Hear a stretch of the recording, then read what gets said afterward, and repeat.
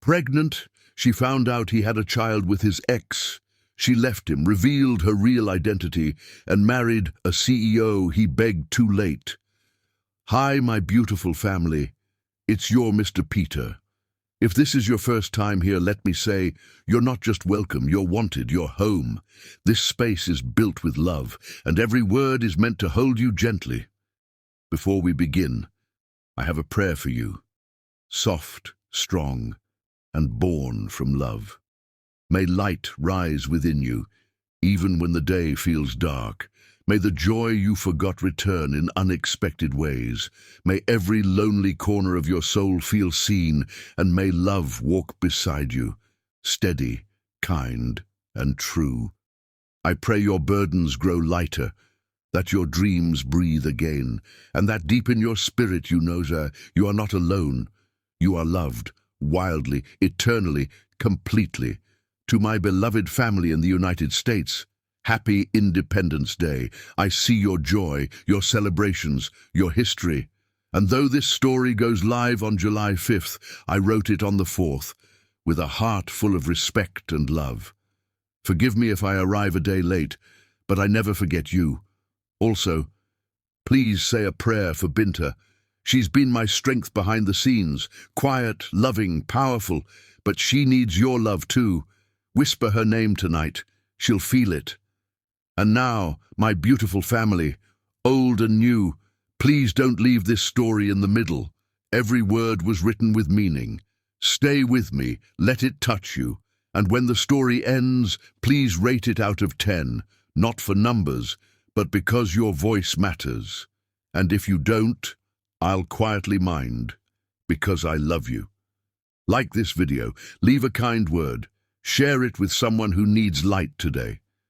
Let's show the world what real family looks like, faithful, soulful, and forever full of love. Let's begin. With all my love, always. Would you like a special community post written to celebrate Independence Day too, just for your USA audience? I can create that as well. I never loved you, Hannah. You were just convenient until I could get back what was really mine. Those words, spoken in Raymond Rico's voice, hit Hannah James like a physical blow as she stood frozen outside their bedroom door. She had come home early from her doctor's appointment, excited to share the news that their baby was a healthy girl, only to hear her husband of 8 months talking on the phone with someone else. "Arya, darling, you know you're the only woman I've ever truly loved," Raymond continued, his voice tender in a way it had never been with Hannah. "This situation with Hannah is temporary. Once the baby is born and I figure out her financial situation, we can finally be together properly. You and River deserve so much better than these stolen moments." Hannah's hand instinctively moved to her 6-month pregnant belly, her pulse racing so intensely she thought it might wake the baby. River? Who was River? And Arya? Wasn't that the name of Raymond's ex-wife, the one he claimed he never spoke to anymore? "I miss you too, sweetheart. I know it's been hard hiding our relationship, but Hannah is so naive. She actually believes I married her for love." Raymond's cruel laugh made Hannah's blood run cold. Can you imagine? A waitress thinking she could keep a man like me satisfied. The only reason I haven't left her yet is because I suspect her family has money hidden somewhere. Her grandfather left her something, and I need to find out what before I make my move. Hannah pressed her back against the hallway wall, tears streaming down her face. The irony was devastating. Raymond was right about her family's money, but he had no idea just how wrong he was about everything else. She wasn't just a waitress who'd inherited a small nest egg. She was the sole heiress to James Industries, an empire worth over $3 billion. She'd been living undercover, working ordinary jobs for the past 5 years because she'd wanted to find someone who would love her for herself, not her fortune. And instead, she'd found a man who was using her while planning to return to his ex-wife. "River misses his daddy," Arya's voice came through the phone, and Hannah realized Raymond had put the call on speaker. "When are you coming to see us again?" It's been 2 weeks, and he keeps asking when you're going to take us to that beach house like you promised. This weekend, baby. I'll tell Hannah I have a business conference. She's so trusting she'll never question it. Raymond's voice was filled with an affection that Hannah had never heard directed toward her. And I've been looking at rings, Arya. Real rings this time, not like that cheap thing I gave Hannah to keep her happy. You deserve diamonds, princess. Hannah looked down at her simple wedding band. The one Raymond had claimed was perfect for her simple taste. She'd loved it because she thought it represented their genuine, uncomplicated love. Now she realized it was just another symbol of how little she meant to him. I can't wait to be your real wife again, Arya said, her voice dreamy. To have our family complete. River needs his father, and I need my husband back. I know we made mistakes when we divorced, but this time will be different. It will be perfect, Raymond agreed. Hannah was never supposed to be permanent. She was just practice, a way to learn how to be a better husband for you. And if she does have family money, like I suspect, well, that'll just make the divorce settlement more interesting. The baby kicked hard against Hannah's ribs, as if sensing her mother's distress. Hannah bit her lip to keep from crying out, both from the physical pain and the emotional devastation. She'd been so careful, so cautious about revealing her true identity. She'd wanted to make sure Raymond loved her completely before she told him the truth about her wealth. She'd planned to surprise him on their first anniversary. Instead, she'd discovered that he'd been planning to leave her all along. I should go, Raymond said suddenly. Hannah will be home soon from her doctor's appointment. The woman asks so many questions about where I go and what I do. It's exhausting pretending to care about her boring little life. Be careful, my love, Arya purred. I know it's hard playing house with her, but soon we'll have everything we want. I've been looking at houses in the hills, somewhere River can have a big yard and we can have the life we always dreamed of. Soon, darling, I promise. I love you both so much. We love you too, Daddy, came a small voice. River, the child Hannah hadn't even known existed. The line went dead and Hannah heard Raymond moving around their bedroom. She quietly made her way back to the front door, her mind racing. She needed to process what she'd just heard, needed to figure out her next move. But first, she had to pretend everything was normal. Taking a shaky breath, Hannah opened and closed the front door loudly, calling out, Raymond, honey, I'm home. Hey, babe. Raymond's voice was warm and loving as he came down the stairs, the same voice that had just been making plans to abandon her. He pulled her into his arms and kissed her forehead, his hand resting on her belly. How did the appointment go? Is our little one healthy? Hannah looked up at the man she'd thought was the love of her life, seeing him clearly for the first time. His smile was perfect, his green eyes warm with what she'd believed was love. Now she knew it was all an act. Every kiss, every tender moment, every whispered, I love you, had been a lie designed to keep her compliant while he planned his real future with someone else. Everything's perfect, Hannah managed to say, her voice steady despite the turmoil inside her. The baby is healthy and growing well. That's wonderful, sweetheart. Raymond's hand moved in gentle circles on her belly, and Hannah had to resist the urge to push him away. I was thinking, I might need to go out of town this weekend. There's a conference in San Francisco that could be really good for my career. Another lie. He was going to see Arya and River to play happy family while his pregnant wife sat at home alone. Of course, Hannah said, forcing a smile. You should go. It sounds like a great opportunity. Raymond beamed at her, probably thrilled that his deception was working so easily. You're the best wife a man could ask for, Hannah. So understanding, so supportive.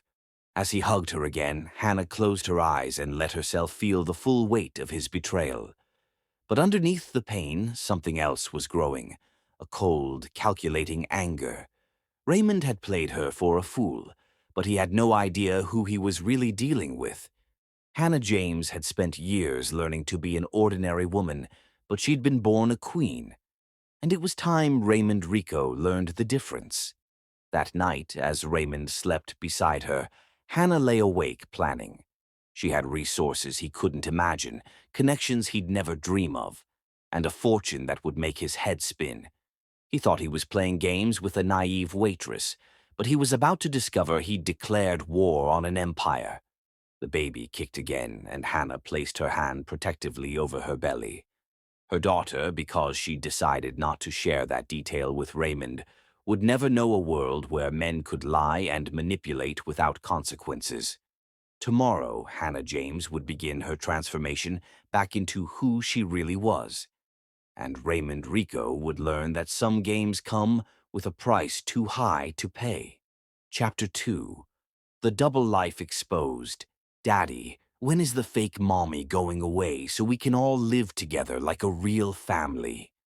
Hannah's blood turned to ice as she watched 4-year-old River Rico ask his father this innocent question while they sat together at an upscale beachfront restaurant. She was parked across the street, 7 months pregnant now, watching through binoculars as her husband played happy family with his ex-wife Aria and their son. It had been 3 weeks since she'd overheard that devastating phone call, and Hannah had spent every moment since then gathering evidence of Raymond's betrayal. What she'd discovered was worse than anything she could have imagined. Raymond kissed River's forehead tenderly. "Soon, buddy. Very soon. Daddy just needs to take care of some business first, and then we'll all be together forever." Aria, a stunning redhead with emerald eyes, leaned across the table and took Raymond's hand. "I'm scared, Ray. What if she finds out about us? What if she tries to keep you from River?" "She won't," Raymond said confidently, his voice carrying clearly through the restaurant's open windows.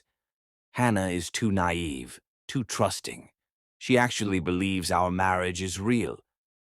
Can you imagine being that pathetic?" Hannah's hands tightened on the binoculars.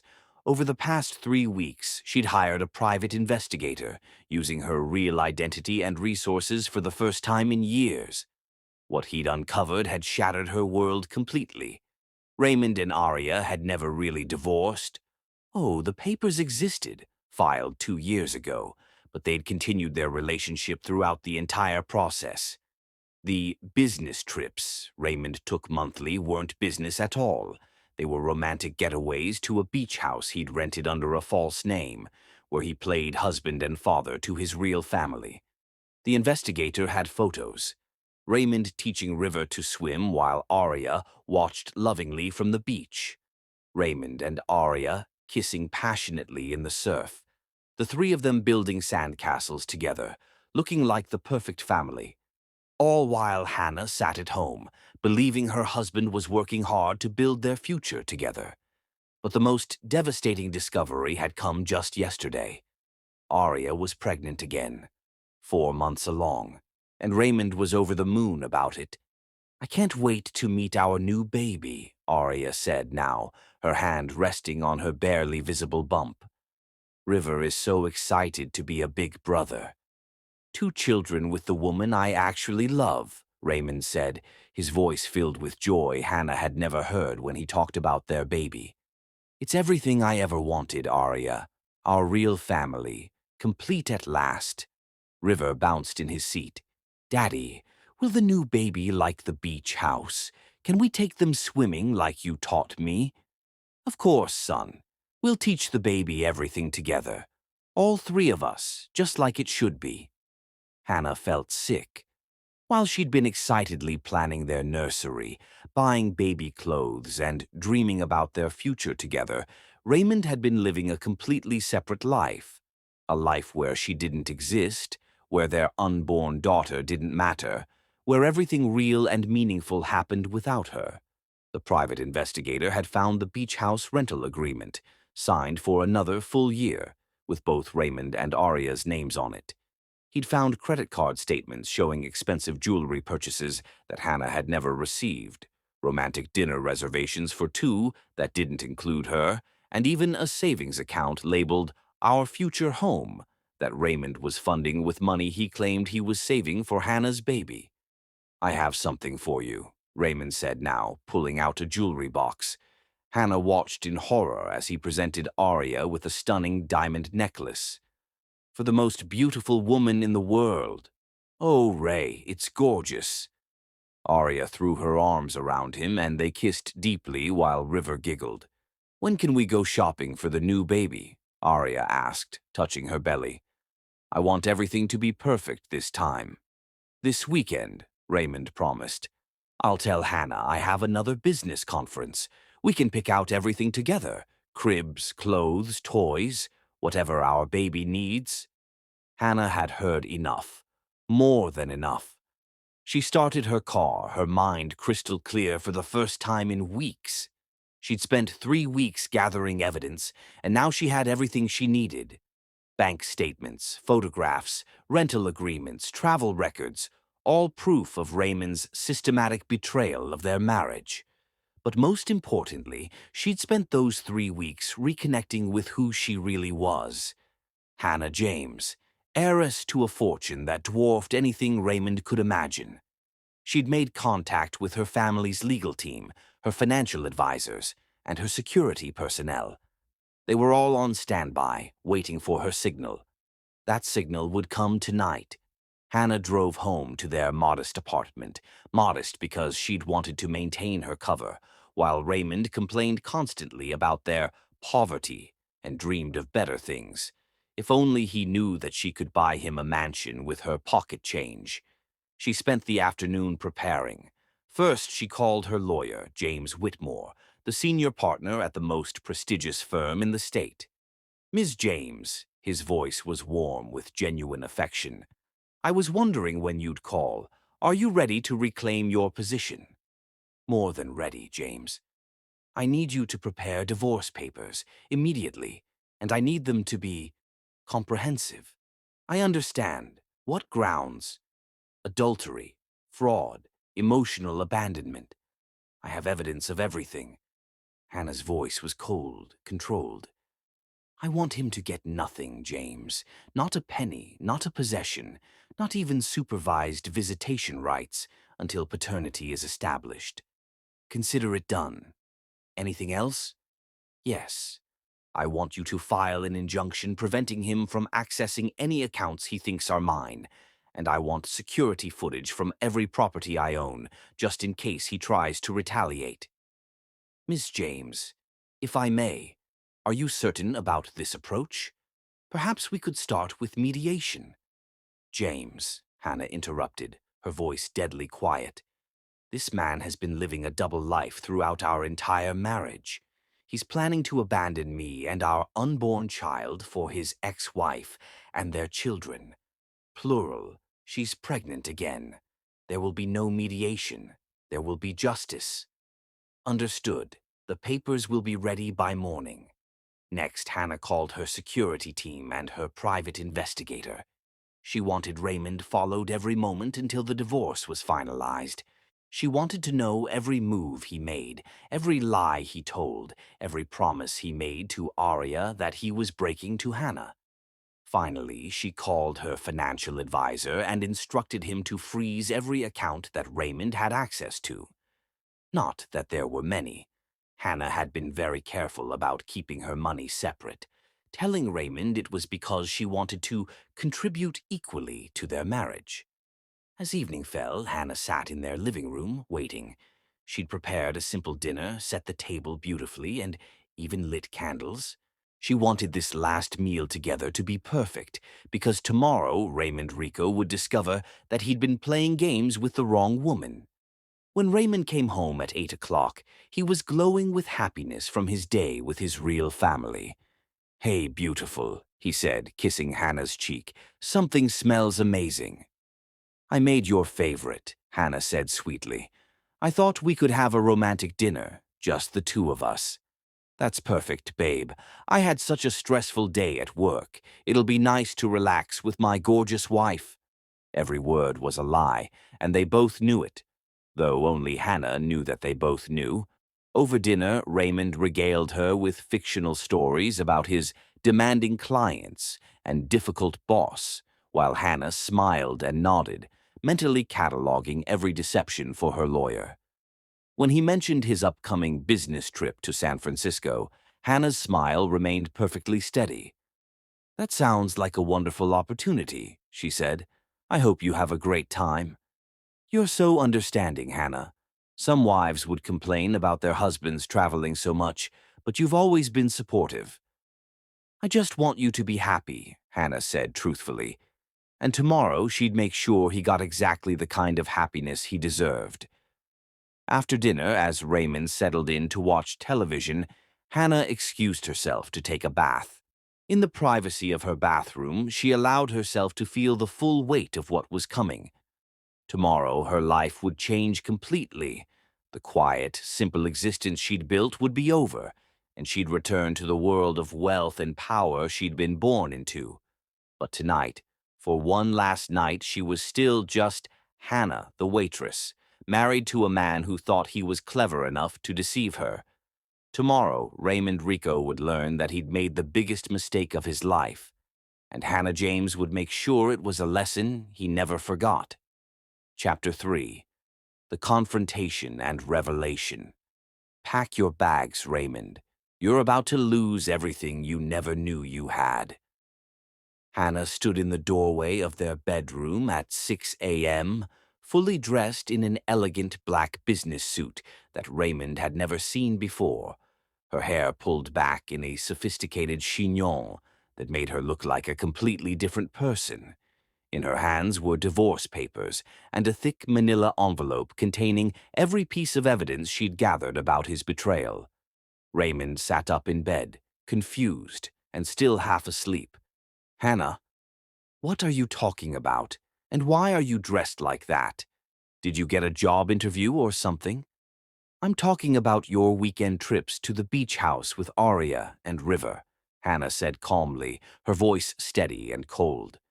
"I'm talking about the baby she's carrying, your second child with her. I'm talking about the fact that our entire marriage has been a lie." The color drained from Raymond's face. "Hannah, I don't know what you think you know, but I know everything."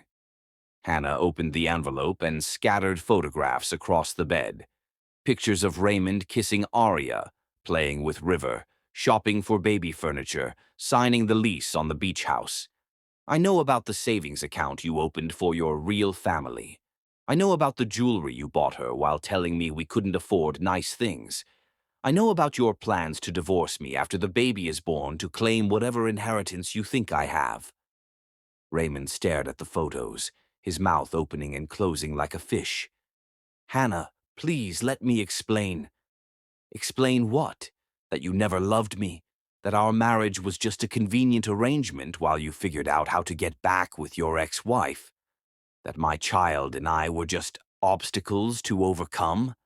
Hannah's voice rose slightly, the only sign of the fury building inside her. "Don't worry, Raymond.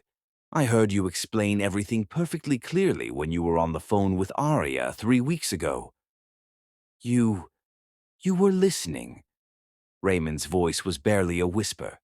"I was coming home to tell you that our baby is a girl," Hannah said, her hand moving protectively to her belly. "Instead, I discovered that my husband has been living a double life since the day we got married." Raymond scrambled out of bed, reaching for her desperately. "Hannah, please, you have to understand. Aria and I have history, but that doesn't mean I don't care about you." "Don't." Hannah stepped back, her voice like ice. "Don't you dare lie to me anymore. I have recordings, Raymond, hours of conversations between you and Aria, where you laugh about how naive and pathetic I am, where you call me practice for being a real husband to her." Raymond's face crumpled. "Hannah, I was confused. I was scared. Having a child with you made me realize. It made you realize that you needed to secure whatever money you thought I had before you abandoned me," Hannah finished. "Well, congratulations, Raymond. You're about to find out exactly what I'm worth." She pulled out her phone and made a call. "James, it's time." Within minutes, there was a knock at the door. Hannah opened it to reveal James Whitmore, accompanied by two other lawyers and a security guard. Raymond stared in shock as this small army of legal professionals filed into his modest apartment. "Mr. Rico," James said formally, "you're being served with divorce papers. You have 30 days to respond, though I should warn you that we have substantial evidence of adultery and fraud." "Who, who are you people?" Raymond stammered. "Hannah, how can you afford lawyers like this? What's going on?" Hannah turned to face him, and for the first time since he'd known her, Raymond saw her as she truly was, not a sweet, naive waitress, but a woman of immense power and strength. "My name is Hannah James," she said quietly. "My grandfather was Jonathan James, founder of James Industries. My father is Marcus James, current CEO. I am the sole heiress to a fortune worth $3.7 billion. The silence in the room was deafening. Raymond's knees actually buckled, and he had to grab the wall for support. That's impossible," he whispered. "You're a waitress. You live in this tiny apartment. You drive that old car." "Because I chose to," Hannah said simply. "I wanted to find someone who would love me for who I am, not what I have. I thought I'd found that with you. Instead, I found a man who married me, hoping to steal whatever small inheritance I might have, while planning to abandon me for his ex-wife." "Hannah, if I had known," Raymond started desperately. "If you had known, you would have been exactly the same man, just greedier." Hannah cut him off. "You would have lied to me about loving me. You would have cheated on me with Arya, and you would have planned to use me. The only difference is that you would have stolen billions instead of thousands." One of the lawyers stepped forward. "Mr. Rico, we need to discuss the terms of the divorce. Given the evidence of adultery and the prenuptial agreement—" "Prenuptial agreement?" Raymond looked confused. "We didn't sign a prenuptial agreement." Hannah smiled coldly. "Yes, we did. You signed it the same day you signed our marriage license. You were so excited about finally making it official that you didn't bother reading the papers James's assistant had you sign. That agreement states that in the event of divorce due to infidelity, you receive nothing. No alimony, no property settlement, nothing." "Hannah, please." Raymond fell to his knees, literally begging. "I'll leave Arya. I'll never see her again. I'll be the husband you deserve." "The husband I deserve would never have betrayed me in the first place," Hannah said, her voice final. "I'm done with you, Raymond, completely done. But the baby, my daughter, you can't keep me from my child. Until paternity is legally established, you have no rights to this child," James interrupted. "And given your pattern of deception and abandonment, any custody arrangement will be limited." Raymond looked around the room wildly, as if searching for some way to salvage the situation. "Hannah, I know I made mistakes, but we can work through this. Think about our daughter. She needs her father." "Our daughter needs a father who will love and protect her, not one who sees her as an inconvenience to be managed," Hannah said firmly. "You have Arya and River, and your new baby on the way. Focus on being a father to them." "Arya doesn't know about the money," Raymond said desperately. "She thinks I'm leaving you because I realized I still loved her. If she finds out I threw away billions—" "That's not my problem," Hannah said simply. As if summoned by his words, there was another knock at the door. This time it was Arya herself, looking radiant and excited. "Ray, honey, I couldn't wait until tonight to—" She stopped short when she saw the crowd of people in the apartment, her eyes taking in the lawyers, the papers scattered everywhere, and Hannah's transformed appearance. "What's going on here?" Arya asked slowly. Hannah smiled at her, the first genuine smile she'd felt in weeks. "Hello, Arya. I'm Hannah James. I believe you know my husband, though not for much longer." "Hannah?" Arya looked confused. But Ray said you were just a waitress, that you, that I was what? Hannah asked pleasantly. Naive? Pathetic? Easy to fool? Yes, he told me all about your conversations. Arya's face went pale as she realized the implications. You heard us. I heard everything. Your plans for your real family. Your excitement about Raymond finally leaving the fake mommy. Your shopping trips for baby furniture while I sat at home alone and pregnant. Hannah's voice remained calm, but there was steel underneath. I heard Raymond promise you a life of luxury, funded by whatever money he could steal from me after our divorce. Ray? Arya turned to Raymond, who was still kneeling on the floor, looking destroyed. What is she talking about? What money? Arya, Raymond said brokenly. Hannah isn't just a waitress. She's... I'm worth $3.7 billion, Hannah finished helpfully. And your boyfriend just threw it all away for you. Arya stared at Hannah in shock, then at Raymond, then back at Hannah. Billion, as in billion with a B. That's right. Raymond could have been one of the wealthiest men in the country.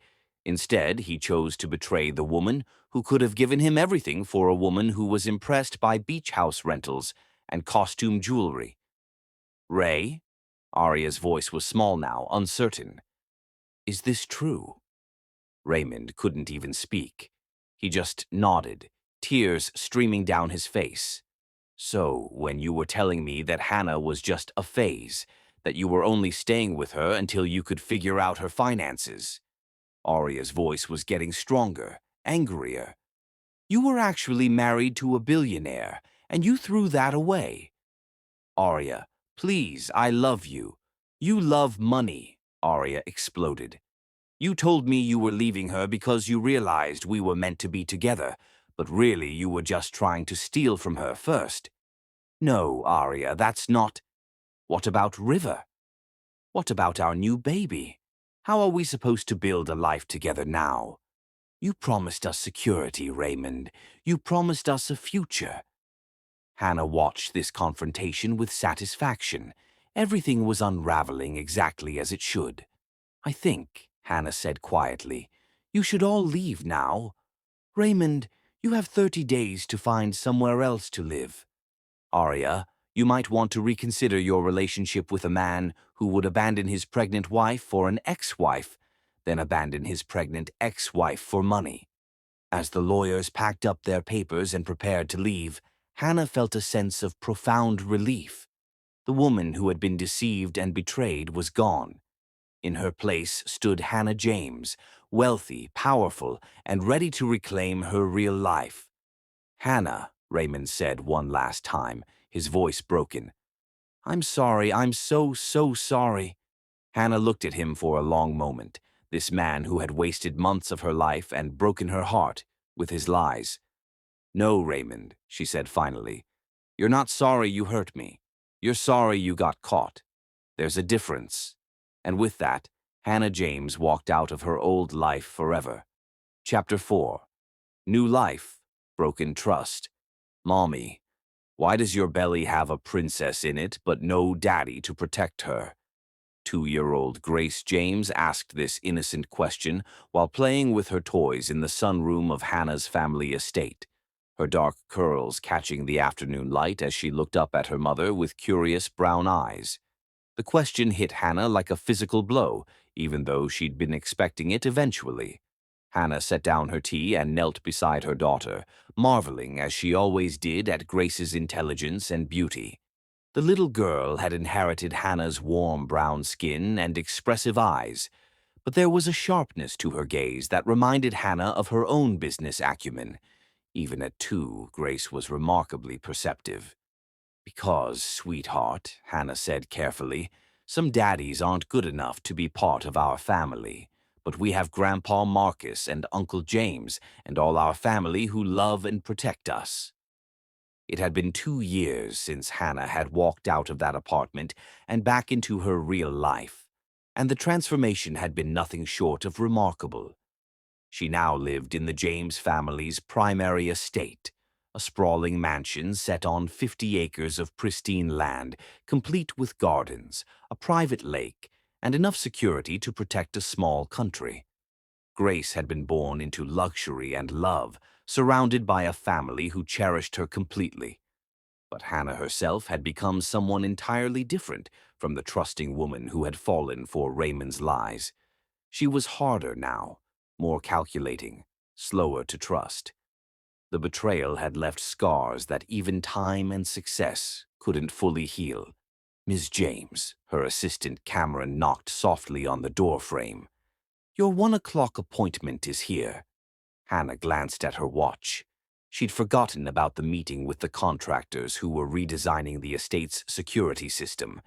Since Grace's birth, Hannah had become almost obsessively protective, installing state-of-the-art surveillance and hiring a full-time security team. She trusted no one completely, not even some of the staff who had worked for her family for years. "I'll be right there," Hannah said, kissing Grace's forehead. "Stay with Nanny Chen, baby girl." As Hannah walked toward her home office, she caught a glimpse of herself in the hallway mirror. The woman looking back was elegant, powerful, and intimidating.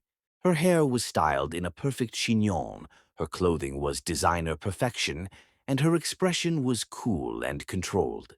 She looked nothing like the warm, open woman who had once served coffee and dreamed of simple happiness. Sometimes Hannah missed that woman. But that woman had been naive enough to trust Raymond Rico, and Hannah would never make that mistake again. The security meeting lasted an hour, and Hannah found herself questioning every detail, every access point, every potential vulnerability. The contractors probably thought she was paranoid, but Hannah didn't care. She had learned the hard way that people weren't always who they seemed to be. After the meeting, Hannah returned to find Grace napping and a report from her private investigator on her desk. She'd kept tabs on Raymond since the divorce, partly for legal reasons and partly because she wanted to know if he posed any threat to her or Grace. The report made for fascinating reading. Raymond's life had imploded spectacularly after Hannah left him. Arya had broken up with him within a week of learning about Hannah's fortune. She'd been furious that Raymond had thrown away billions and left her relationship for a man who couldn't even provide basic security for her children. She'd moved to another state with River and her new baby, a daughter, and had completely cut off contact with Raymond. Raymond had tried desperately to reach Hannah in the months following their divorce, but Hannah's security team had intercepted every attempt. He'd sent letters, flowers, even shown up at her family's corporate offices, begging for a chance to explain. Each time, he'd been quietly and efficiently removed. His financial situation was dire. Without Hannah's hidden support, money she'd been secretly funneling into their joint accounts to maintain their modest lifestyle, Raymond had quickly discovered that his actual earning potential was minimal. He'd lost his apartment, his car, and most of his possessions. The last report showed him working at a series of minimum-wage jobs, moving from place to place, apparently unable to accept that his old life was gone forever. Hannah felt no sympathy for him. If anything, she felt a cold satisfaction that justice was being served. "Ms. James." Cameron appeared in the doorway again. "There's someone here to see you, a Mr. Lucas Morrison from Morrison Global Enterprises. He says it's about the Richardson Project." Hannah frowned. She wasn't familiar with Morrison Global, and she certainly wasn't working on anything called the Richardson Project. "Did he have an appointment?" "No, ma'am. But he insisted it was urgent, and when I mentioned his company name, security said he's legitimate. Apparently, Morrison Global is quite prominent in international development." Hannah's instincts immediately went on high alert. She trusted no one who showed up unannounced, especially men claiming urgent business. "Where is he now?" "In the main foyer with 2 security guards." "Good. Tell him I'll see him in the formal dining room in 10 minutes. Make sure security stays close." Hannah took those 10 minutes to research Morrison Global on her computer. What she found was impressive and concerning in equal measure.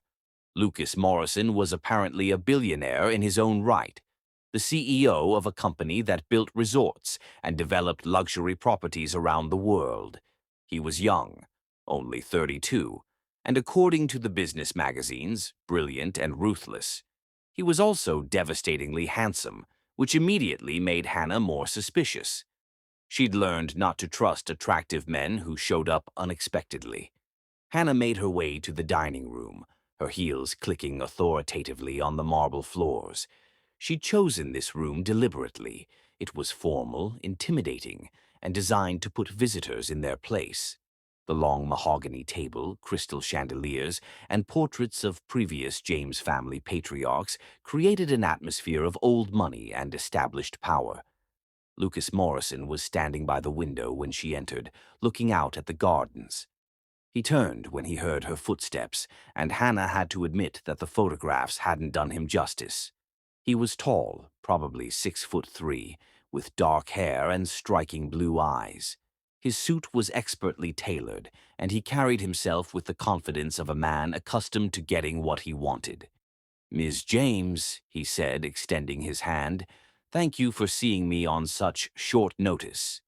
Hannah shook his hand briefly, noting that his grip was firm but not aggressive. "Mr. Morrison, I understand you wanted to discuss something called the Richardson Project, but I'm not familiar with any project by that name." Lucas smiled, and Hannah found herself annoyed by how charming it was. "I apologize for the deception, but I needed to get through your security. There is no Richardson Project. I'm here about something much more important."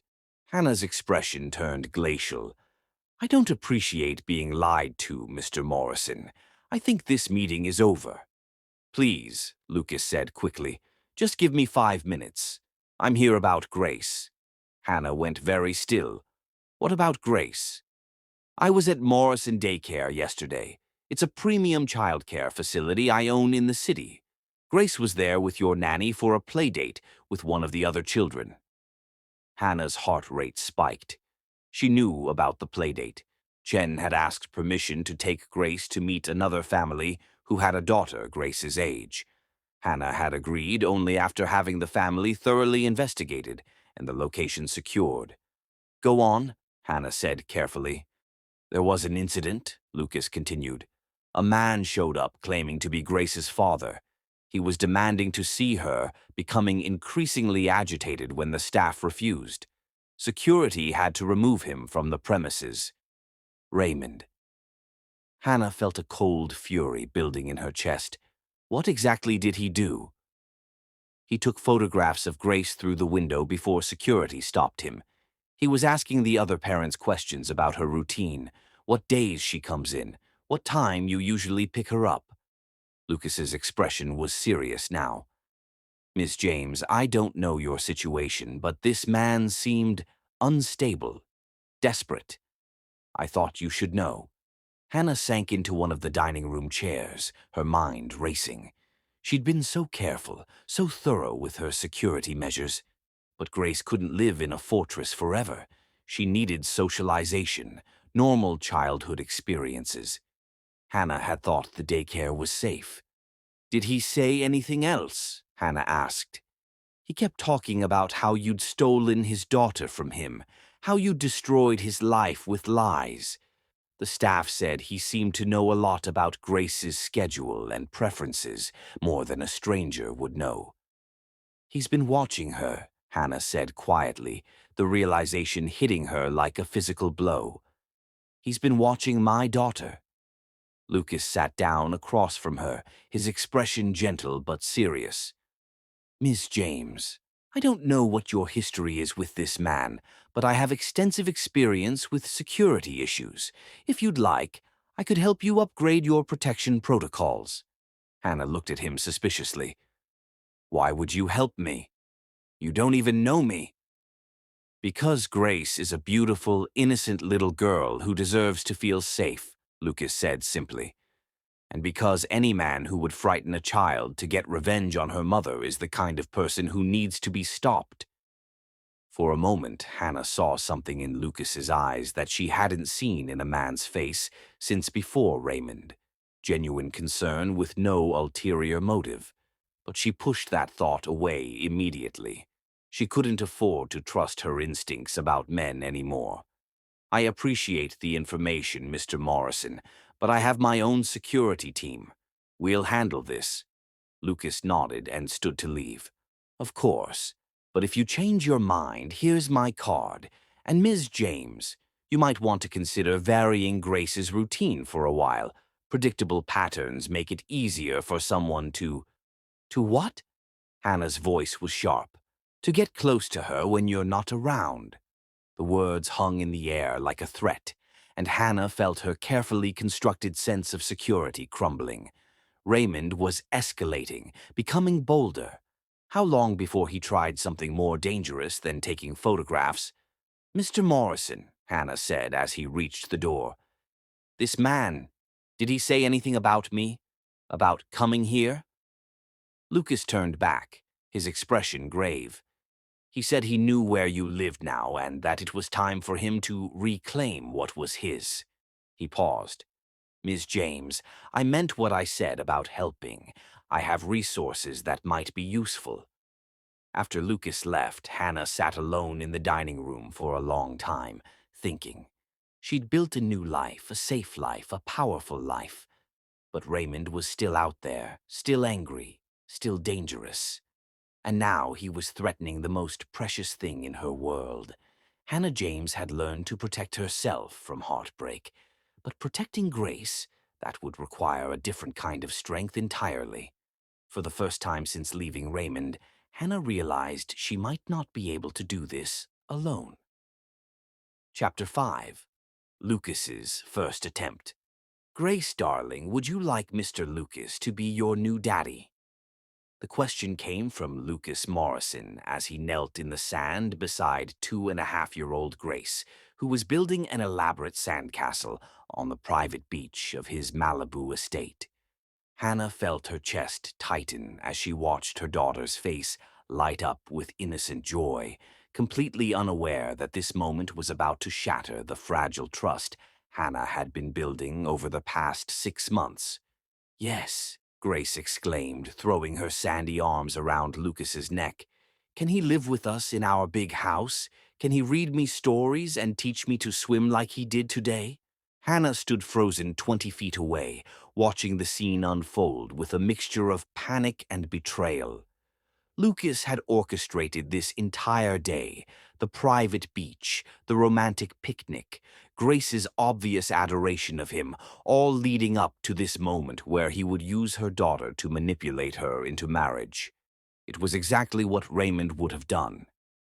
Lucas stood up, lifting Grace easily into his arms, and turned to face Hannah with a smile that she now saw as calculated and predatory. Hannah, these past 6 months have been the most incredible of my life. Grace has become like a daughter to me, and you— He set Grace down gently and pulled out a ring box. You're the woman I want to spend the rest of my life protecting and loving. The ring was stunning, a flawless 3-carat diamond surrounded by smaller stones that caught the sunset light like fire. It probably cost more than most people made in a year.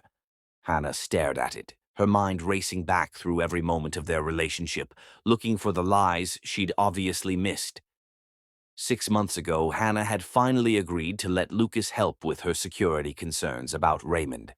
His team had been professional and effective, setting up better surveillance and protection protocols that had successfully kept Raymond away from Grace.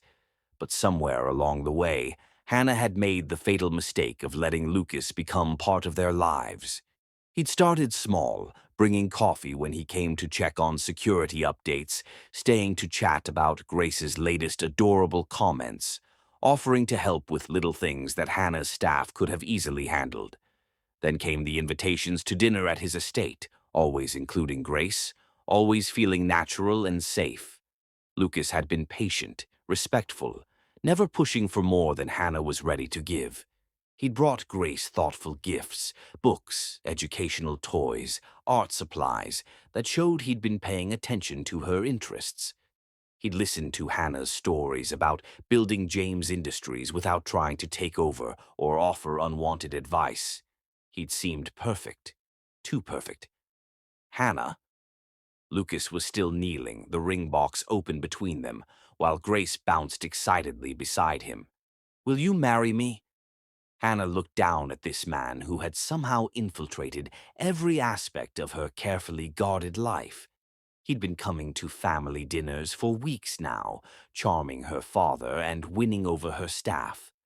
Grace had started asking when Mr. Lucas was coming to visit, planning activities she wanted to show him, saving her best artwork to give him.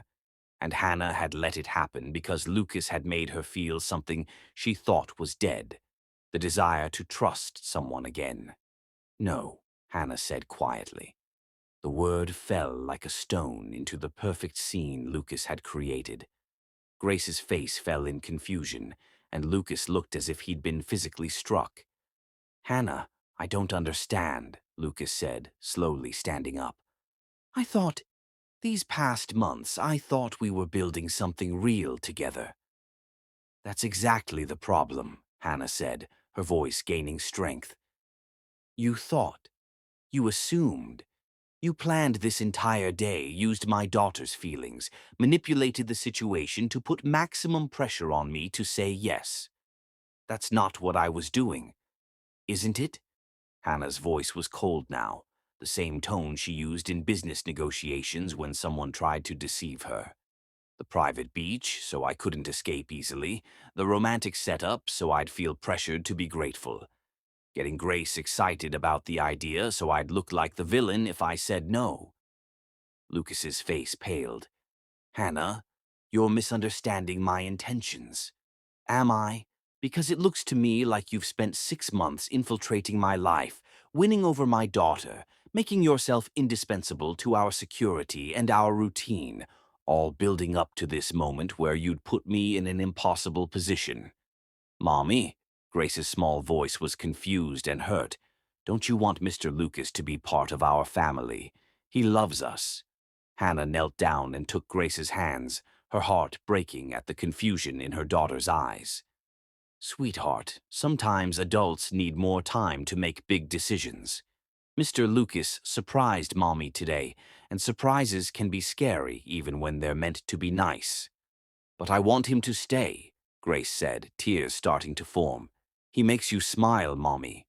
You don't smile very much anymore. The words hit Hannah like a physical blow. Out of the mouths of babes, Grace had seen something Hannah had been trying to hide even from herself. She had been happier these past months, more relaxed, more like the woman she used to be before Raymond destroyed her ability to trust. But that was exactly why this was so dangerous. Grace, why don't you go find some shells while Mommy and Mr. Lucas talk? Hannah suggested gently. Grace looked between them uncertainly, then ran off toward the water's edge where Lucas's security team was stationed to watch her. Hannah stood and faced Lucas, who was still holding the ring box like it might explode. Hannah, please let me explain, Lucas said desperately. I know this looks calculated, but I swear to you, that's not what this is. I've been planning this proposal for weeks because I wanted it to be perfect for you and Grace. I wanted to include her because she's part of you, part of what I'm asking to become part of my life. And that's exactly the problem, Hannah said. You included my daughter in a marriage proposal without asking me if I was ready for that step. You made assumptions about our relationship, about my feelings, about what I wanted. I thought you felt the same way I do, Lucas said quietly. The way you look at me sometimes, the way you've let me into your life. Hannah, I'm in love with you, completely, desperately in love with you. For a moment, Hannah wavered. The sincerity in his voice was compelling, and there was a part of her that desperately wanted to believe him. But that was the same part that had believed Raymond when he'd told her he loved her while planning to abandon her. Lucas, I can't, Hannah said finally. I'm not ready for this. I may never be ready for this. Because of him, Lucas said, and there was anger in his voice now. Because of whatever that bastard Raymond did to you. Yes, because of Raymond, Hannah snapped. Because I learned that men will say anything, do anything, become anything they think you want them to be in order to get what they want from you. I'm not Raymond, Lucas said firmly. How do I know that? Hannah's voice rose. How do I know you're not just a more sophisticated version of the same thing? You're richer, smoother, more patient, but maybe that just makes you more dangerous. Lucas stared at her for a long moment, the ring box still open in his hands. Because I've never lied to you. Because I've never asked you for anything except the chance to care for you and Grace. Because I'm willing to wait as long as it takes for you to trust me. But you're not willing to wait to propose, Hannah pointed out. You decided unilaterally that 6 months was enough, that I should be ready, that Grace should be involved in pressuring me to say yes. I wasn't trying to pressure you. Then why did you ask Grace first? Hannah demanded. Why did you make sure she was excited about the idea before you asked me? You put me in a position where saying no means disappointing my daughter. Lucas closed the ring box with a sharp snap. Because I love her too, he said quietly. Because she's part of you and I can't imagine a future with you that doesn't include her. Because I hoped, that you might want someone who would love both of you completely. Hannah felt tears threatening, which made her even angrier. She'd promised herself she would never again let a man make her cry. Grace, we're leaving, Hannah called out, her voice steady despite the turmoil inside her. But Mommy, we just got here, Grace protested, running back to them with a handful of shells. I know, sweetheart, but something came up at work that I need to handle, Hannah lied smoothly. Lucas stepped forward. Hannah, please don't leave like this. Let's talk about this rationally. There's nothing rational about this, Hannah said, picking up Grace despite her protests. You ambushed me, Lucas. You used my daughter to manipulate me into a situation I wasn't ready for. That's not love, that's strategy. Hannah, stay away from us, Hannah said firmly, walking toward the car Lucas's driver had brought them in. I'll arrange my own transportation home. Mommy, why are you angry at Mr. Lucas? Grace asked as Hannah strapped her into her car seat. He was just trying to be nice. Sometimes people do the wrong thing even when they're trying to be nice, Hannah explained, her heart aching at the disappointment in her daughter's voice. As their taxi pulled away from Lucas's estate, Hannah caught a glimpse of him in the rearview mirror, standing alone on the beach with that ring box in his hand, watching them leave. For just a moment, Hannah wondered if she'd made a terrible mistake. Lucas had looked genuinely devastated, not angry or calculating like Raymond would have been. But that was exactly the kind of thinking that had gotten her into trouble before. Hannah James had learned the hard way that when it came to men and marriage, her first instinct should always be to protect herself and Grace, even if it meant walking away from something that might have been real. Mommy, Grace said softly as they drove through the hills toward home, will Mr. Lucas still come to dinner on Sundays? Hannah closed her eyes, already knowing that the hardest part of protecting Grace would be explaining why their safe, happy routine was about to change again. No, sweetheart, Hannah said quietly. I don't think he will. Chapter 6. The Second Rejection. Every night, Grace cries herself to sleep, asking when Lucas is coming back, but you're too proud to admit you made a mistake. Hannah's father, Marcus James, delivered this brutal assessment as he stood in her home office, watching his daughter pretend to focus on quarterly reports, while her world fell apart around her. It had been 6 months since the beach proposal disaster, and everyone, including Grace, was suffering from Hannah's decision to cut Lucas completely out of their lives. I didn't make a mistake, Hannah said without looking up from her papers, though the words felt hollow even to her. I protected my daughter from a man who was trying to manipulate her to get to me. Did you? Marcus challenged. Because from where I stand, you destroyed the happiness of a child who had finally found a father figure she could trust. Hannah's pen snapped in her grip. Grace's heartbreak over Lucas's sudden disappearance had been devastating to watch. For weeks, the 3-year-old had asked daily when Mr. Lucas was coming to visit, when they were going back to his beach house, why he didn't come to Sunday dinners anymore. Eventually, Grace had stopped asking, but she'd also stopped being the bright, cheerful child she'd been during those months when Lucas was part of their lives. Grace will get over it, Hannah said, though she didn't believe it herself. Will she? Because it's been 6 months, Hannah, and she hasn't. She's withdrawn. She barely plays with her toys anymore. And yesterday I found her crying in the garden asking if she did something wrong to make Mr. Lucas leave. That hit Hannah like a physical blow. She'd been so focused on protecting Grace from potential heartbreak that she'd caused the very pain she'd been trying to prevent. Dad, I can't. Can't what? Can't trust your own judgment. Can't believe that maybe, just maybe, you found a good man who genuinely loves you and Grace? Marcus sat down across from his daughter, his voice gentle but firm. Hannah, I know Raymond hurt you badly, but you can't let that man destroy your ability to recognize love when it's standing right in front of you. How do I know Lucas is different? Hannah asked, her carefully constructed composure finally cracking. How do I know he's not just better at hiding his true motives? Because I've had him investigated, Marcus said simply. Hannah stared at her father in shock. You what? The moment he first showed up here, claiming to be concerned about Grace's safety, I had our best people look into Lucas Morrison. Background checks, financial records, business practices, personal relationships, everything. Marcus pulled out a thick folder and set it on Hannah's desk. Do you want to know what they found? Dad, they found a man who built his company from nothing through hard work and ethical business practices.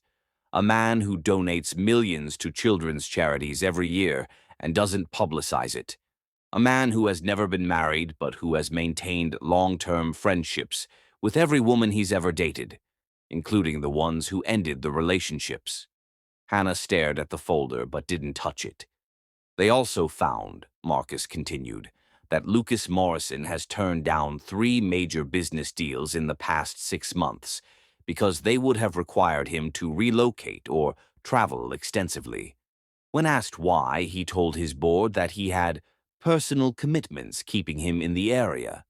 That doesn't mean, Hannah, the man reorganized his entire life around the possibility of being near you and Grace. He's never done that for anyone else, according to the women we interviewed. Hannah felt something crack inside her chest. You interviewed his ex-girlfriends. 2 of them. Both spoke very highly of him. One said she broke up with him because he was too good, too honest, too giving, too willing to put her needs before his own business interests. She said she couldn't handle being with someone who made her want to be a better person. For 6 months, Hannah had been telling herself that her instincts about Lucas were wrong, that she'd been smart to protect herself and Grace. But what if her instincts had been right the first time? What if Lucas really was different? There's more, Marcus said gently. Lucas Morrison has been quietly providing security for Grace even after you banned him from your lives. What? Hannah's voice was sharp. He never canceled the protection protocols he set up. His team has been monitoring the perimeter of the estate, following Grace's car when Chen takes her to activities, maintaining surveillance on Raymond Rico. He's been protecting your daughter for 6 months without ever asking for credit or contact. Hannah felt the room spinning around her. That's stalking. Is it? Or is it a man who loves a little girl continuing to protect her, even when her mother has told him to stay away? Marcus leaned forward. Hannah, 3 weeks ago, Raymond tried to approach Grace at her ballet class. Lucas's security team intercepted him before he could get within 50 feet of the building. Did you know about that incident? Hannah's blood went cold. Number Chen never mentioned, because Lucas's people handled it so discreetly that Chen never knew there was a threat. Raymond was quietly detained, questioned, and warned that his next attempt would result in arrest. Then he was escorted out of the city with the understanding that if he came back, Lucas's legal team would press charges for stalking and harassment. Lucas did that. Lucas has been protecting Grace every day for 6 months, Hannah. Not because he wants something from you, but because he can't bear the thought of that little girl being hurt by the same man who destroyed her mother's ability to trust. Hannah stared at her father, her mind reeling. Everything she'd believed about Lucas's motives was crumbling, and in its place was a picture of a man who had loved them both enough to keep protecting them, even when he'd been pushed away. "There's a reason I'm telling you this today," Marcus continued. "Lucas Morrison requested a meeting with me this morning." "A meeting about what?" "About asking for my permission to propose to you again." Hannah's heart stopped. He wants to propose again? He wants to do it right this time. He came to me, not to Grace, not with some elaborate plan or public pressure, but to me as your father, to ask for my blessing before he approaches you. What did you tell him? I told him that if he could convince you to trust him, he had my full support. And then I told him about Grace's birthday party next week. Hannah's mind raced. Grace's 4th birthday party was going to be a small affair at the estate, just family and a few children from her preschool class. Hannah had been dreading it because she knew Grace would spend the whole day hoping Lucas would show up. "Dad, you didn't—" "I invited him," Marcus said firmly. "Not as your potential fiancé, but as a family friend who cares about Grace. You can't keep punishing that child for your fear, Hannah. She deserves to have the people who love her at her birthday party." "I can't see him," Hannah said desperately. "I can't handle. I don't know what I'll do if he proposes again." "Then tell him that. Be honest with him about your fears instead of running away from them." Marcus stood up, his expression gentle but determined. "Hannah, you've spent 4 years building walls to protect yourself from being hurt again, but those same walls are keeping out the very happiness you deserve." That afternoon, Hannah sat in Grace's room, watching her daughter play quietly with her dolls. Grace had always been an imaginative child, but lately her games had taken on a melancholy tone. Today she was playing family, and Hannah noticed that Grace kept setting up 3 places at the tiny tea table, then sadly removing one of them. "Who are you playing with, sweetheart?" Hannah asked gently. "Just my dolls," Grace said without looking up. "I was pretending Mr. Lucas was here for tea, but then I remembered he doesn't come anymore." "Grace, do you miss Lucas?" Grace's face lit up for the first time in months. "So much, Mommy." He made the best funny voices when he read stories, and he taught me how to make sandcastles that don't fall down, and he always remembered what my favorite color was. "What else do you remember about Lucas?" "He made you laugh," Grace said simply. "And he always asked me questions about my day like he really wanted to know. And he never got mad when I spilled things or forgot to use my napkin." Hannah felt tears building behind her eyes. This was the man she'd convinced herself was manipulative and dangerous. A man who had made her laugh again, who had treated her daughter like she was precious, who had never shown anything but patience and kindness. "Mommy," Grace looked up at her with hope in her eyes. "Is Mr. Lucas coming to my birthday party?" Hannah looked at her daughter's face, seeing the desperate hope there, and made a decision that terrified her. "Would you like him to come?" "Yes." Grace threw her arms around Hannah's neck. "More than anything, can you call him?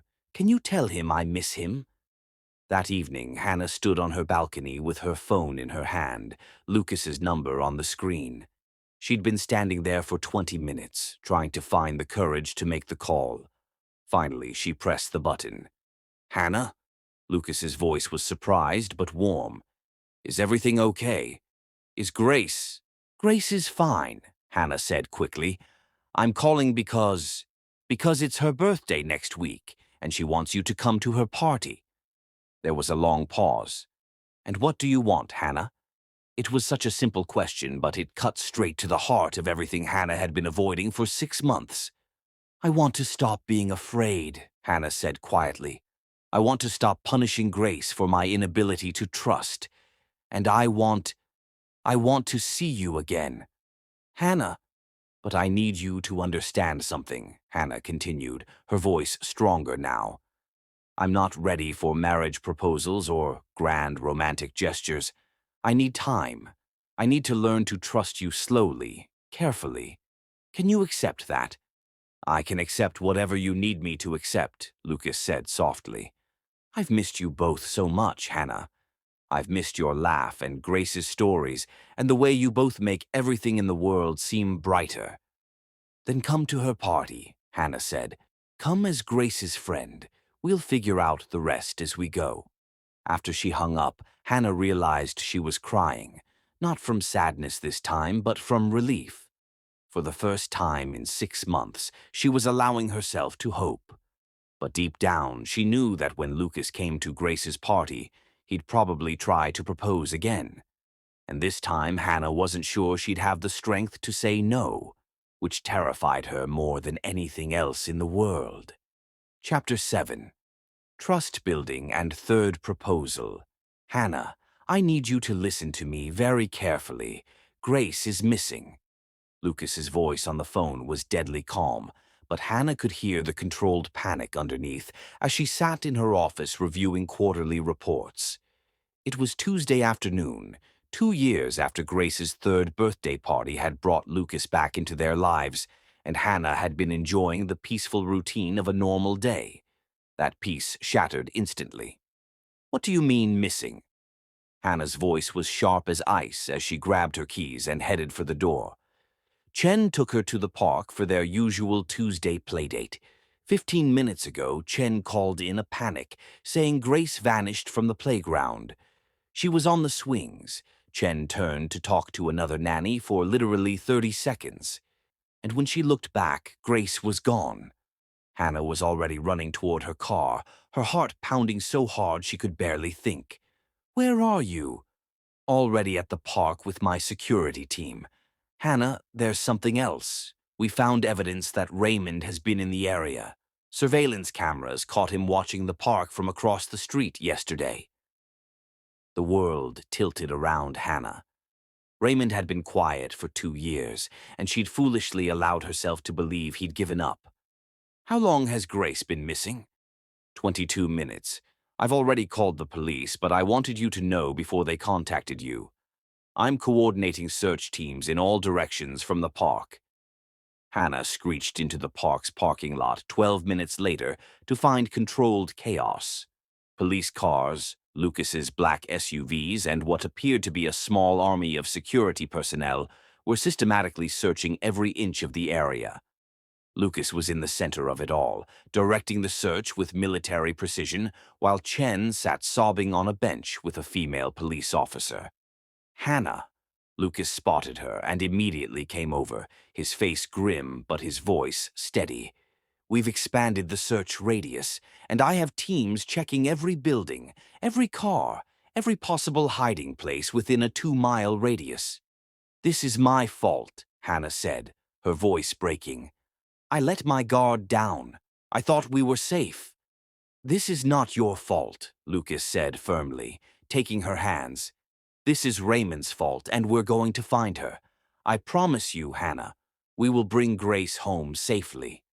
What if he's taken her out of the state? What if— "Look at me," Lucas commanded, his hands moving to frame her face. "Grace is smart, she's brave, and she knows how to stay safe because you taught her well. And I'm not going to stop looking until we find her." Detective Morrison, no relation to Lucas, as he'd quickly clarified, approached them with a grave expression. "Mrs. James, we need to discuss the possibility that this is a custodial interference case. Can you tell me about your relationship with the child's father?" For the next 10 minutes, Hannah found herself explaining the entire situation with Raymond, Their marriage, his betrayal, the divorce, his escalating attempts to contact Grace. Lucas stayed beside her throughout, his hand on her back, occasionally filling in details about the security measures they'd put in place. So this Raymond Rico has never had legal custody or visitation rights? Detective Morrison asked. None, Hannah confirmed. The divorce decree specifically stated no contact until paternity was established, which he never pursued. But he's the biological father. Yes, Hannah said, the word feeling like poison in her mouth. Mrs. James, the detective said gently, I need you to prepare for the possibility that if Mr. Rico has taken Grace, he may argue that he's simply exercising his parental rights. That could complicate the legal aspects of recovery. He has no rights, Hannah exploded. He abandoned us before she was even born. Ma'am, I understand, but the law... The law, Lucas interrupted coldly, can be changed after we find Grace. Right now, our only priority is getting her back safely. An hour later, they had their breakthrough. One of Lucas's security teams found a witness, an elderly man who had been walking his dog near the park's back entrance. He'd seen a man matching Raymond's description talking to a young girl who fit Grace's description by a blue sedan. She didn't seem scared, the man reported. The man was kneeling down, talking to her real gentle-like. She walked to the car with him on her own. Hannah felt sick. Raymond had somehow convinced Grace to go with him willingly, which meant Grace might not even realize she was in danger. Did you see which direction they went? Lucas asked. North on Maple Street, toward the highway. Lucas was already on his phone with his security team, coordinating roadblocks and highway monitoring. Hannah watched him work, marveling even in her panic at how efficiently he'd taken charge of the situation. Hannah, Detective Morrison approached again. We've issued an Amber Alert. Grace's photo and description are going out statewide.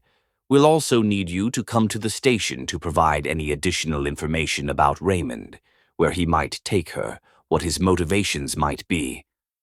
I'll drive her, Lucas said immediately. Actually, Mr. Morrison, I need to speak with Mrs. James privately. This is a family matter. Lucas is family, Hannah said firmly, surprising herself. He stays with me. At the police station, Hannah found herself answering endless questions about Raymond's psychological state, his possible hideouts, his relationship with Grace. Through it all, Lucas sat beside her, occasionally squeezing her hand when the questions became too difficult. Mrs. James, Detective Morrison said after 2 hours of questioning, I need to ask you about something. Our investigation shows that Mr. Morrison here has been providing security for you and Grace for several years. Can you tell me about that arrangement? Hannah glanced at Lucas, suddenly realizing how their relationship might look to outsiders. Lucas he's been helping us stay safe. Are you in a romantic relationship with Mr. Morrison? Hannah hesitated, not sure how to define what they'd become over the past 2 years. We're together, Lucas said simply. I love Hannah and Grace, and I've been doing everything in my power to protect them both. I see. And have you ever met Raymond Rico? No, but I've been tracking his movements and activities to ensure he stayed away from Hannah and Grace. Mr. Morrison, I need to ask you to step outside while I finish speaking with Mrs. James. After Lucas left, Detective Morrison's tone became more serious. Mrs. James, I need you to understand that this situation is more complicated than a simple kidnapping.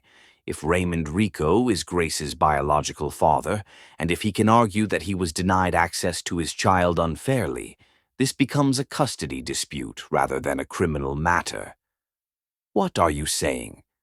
I'm saying that unless we can prove Raymond intended to permanently deprive you of Grace, or unless we can prove he's endangering her welfare, we may not be able to charge him with kidnapping.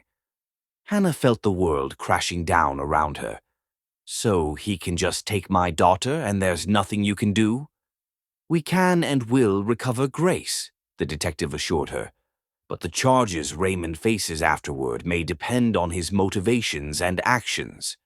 When Lucas was allowed back in, he took one look at Hannah's face and immediately pulled her into his arms. What did he say? Hannah explained the detective's concerns about custody versus kidnapping and watched Lucas's expression grow thunderous. "That's not going to happen," Lucas said quietly. "Raymond Rico is never getting custody of Grace." "Lucas, if the law says—" "The law can be influenced by facts," Lucas said, "and I've been gathering facts about Raymond for 2 years." Before Hannah could ask what he meant, Lucas's phone rang. "Morrison," he answered sharply. Then his entire posture changed. "You found them." "Where?" Hannah's heart stopped as Lucas listened to the caller. "Understood. We're on our way." "They found Grace," Lucas said, pulling Hannah toward the door. "She's safe. Raymond had her at a motel about 40 miles north. Local police are taking him into custody now." The drive to the motel was the longest 40 minutes of Hannah's life. When they finally arrived, Hannah saw Grace sitting in a police car, looking small and confused but unharmed. The moment Grace saw Hannah, she burst into tears and ran into her mother's arms. "Mommy, I was so scared. The man said he was my daddy, but he wasn't nice like Mr. Lucas." Hannah held her daughter tightly, breathing in the scent of her hair, feeling her solid warmth, reassuring herself that Grace was really safe. "What did he do, sweetheart?" Hannah asked gently. "He said he was going to take me to meet my grandparents, but when I asked to call you, he said I couldn't. And he kept crying and saying confusing things about you. I told him Mr. Lucas would come find me, and he got really upset." Hannah looked over Grace's head at Lucas, who was speaking with the police officers. His expression was grim as he listened to whatever they were telling him. "Mrs. James?" Detective Morrison approached. "We need Grace to answer a few questions, but she's been through enough for today. Can you bring her to the station tomorrow morning?" "Of course." "And Mrs. James, Raymond Rico has been arrested, but he's already called a lawyer. This isn't over." That night, after Grace had finally fallen asleep in Hannah's bed, she'd refused to sleep alone. Hannah found Lucas on the balcony outside her bedroom, staring out at the estate's grounds. "You saved her," Hannah said quietly, coming to stand beside him. "My security team saved her. I just coordinated the search. Lucas, look at me." When he turned, Hannah saw exhaustion and something else in his eyes, a deep, abiding love that she'd been too scared to acknowledge. "You saved my daughter. You saved me. Today, when I thought I might lose Grace forever, you were the person I trusted to find her." "Hannah, I need to tell you something," Hannah interrupted. "These past 2 years, watching you with Grace, seeing how you've protected us, how you've been patient with my fears, I've fallen in love with you." Lucas's expression transformed, hope lighting his features. "But I'm still scared," Hannah continued. "I'm scared of trusting completely, scared of marriage, scared of giving someone else the power to destroy me." Lucas stepped closer, his hands gentle on her face. "What if I told you that you already have the power to destroy me, that you've had it since the day I met you?" "Lucas, Hannah James, I love you more than I've ever loved anything in my life. I love your strength, your intelligence, your fierce protection of Grace. I love the way you make me want to be better, stronger, more worthy of you." He dropped to one knee, pulling out a ring box, a different one than he'd used before. "I'm not asking you to stop being scared. I'm asking you to be scared with me, to build something together despite the fear." This time the ring was simpler, still beautiful, but elegant rather than flashy, personal rather than impressive. "Will you marry me, Hannah? Will you let me be Grace's father officially, legally, forever?"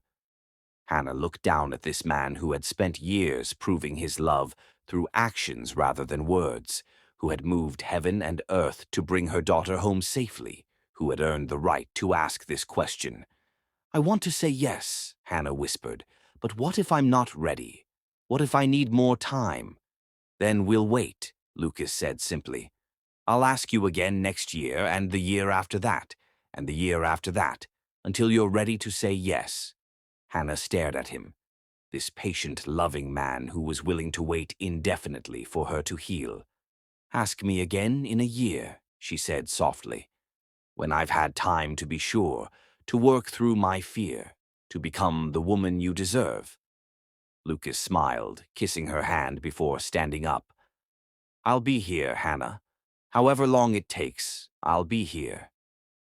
As they stood together on the balcony, holding each other while Grace slept safely in the room behind them, Hannah allowed herself to believe that maybe, someday, she would be brave enough to say yes. But not yet. Not until she was sure she could trust her heart completely. Lucas deserved nothing less than everything, and Hannah was determined to make sure she could give it to him. Chapter 8. The fourth proposal. Mommy, are you going to make Mr. Lucas sad again by saying no when he asks you to marry him tonight? 6-year-old Grace asked this devastating question while Hannah was trying to zip up her daughter's flower girl dress for her cousin's wedding. It was exactly 1 year since Lucas's third proposal, exactly 1 year since he'd promised to wait as long as it took, and exactly 1 year since Hannah had asked for more time to heal. The problem was, Hannah had healed. Somewhere between Raymond's trial, where he'd been convicted of kidnapping and given 5 years in prison, Grace starting kindergarten, and the quiet, steady rhythm of life with Lucas, Hannah had realized that her fear had transformed into something else entirely: anticipation. What makes you think Mr. Lucas is going to propose tonight, sweetheart? Hannah asked, though her heart was already racing. Lucas had been acting differently all week, more nervous, more secretive, asking strange questions about her schedule and preferences. Because Grandpa Marcus told Grandma Ruth that Lucas asked for his blessing again, Grace said matter-of-factly while examining herself in the mirror. And because Lucas bought a new ring box and hid it in his jacket pocket when he thought I wasn't looking. Hannah's hands stilled on the zipper. Grace, you shouldn't eavesdrop on adult conversations. I wasn't eavesdropping. I was sitting right there playing with my blocks when they were talking. Grace turned around, her expression serious beyond her years. Mommy, do you love Mr. Lucas? Yes, sweetheart, I do. And does he love us? Very much. Then why won't you marry him? All my friends at school think it's weird that my daddy lives in a different house. Hannah's heart clenched. Over the past year, Grace had started calling Lucas Daddy more and more frequently, and Lucas had never corrected her. In fact, he'd started introducing himself as Grace's father to teachers, doctors, and other parents. For all practical purposes, Lucas Morrison had been Grace's father since she was 3 years old. It's complicated, Grace. No, it's not, Grace said with the brutal honesty of a 5-year-old. You're scared because my first daddy was mean to you. But Lucas isn't mean. Lucas loves us and takes care of us and makes you smile. That's what daddies are supposed to do. Hannah stared at her daughter, wondering when Grace had become so wise. You're right, sweetheart. It really isn't that complicated. So when he asks you tonight, you'll say yes. Hannah looked at herself in the mirror. Really looked. The woman staring back was no longer the broken, fearful person who had divorced Raymond 6 years ago. This woman was strong, confident, surrounded by people who loved her. This woman had built an empire, raised an incredible daughter, and found a man who had proven his devotion through years of patient, consistent love. This woman was ready to say yes. Yes, Hannah said quietly. I think I will. Grace threw her arms around Hannah's waist. Finally! I was getting tired of waiting for you to stop being silly. 2 hours later, Hannah stood in the garden of her cousin's estate, watching Lucas dance with Grace while the wedding reception continued around them. He was teaching her to waltz, lifting her up so she could reach his shoulders, spinning her around until she giggled with delight. Other guests had stopped their own conversations to watch the sweet scene, and Hannah heard more than one person comment on what a wonderful father Lucas was. "You know he's going to propose tonight," Marcus said, appearing beside Hannah with 2 glasses of champagne.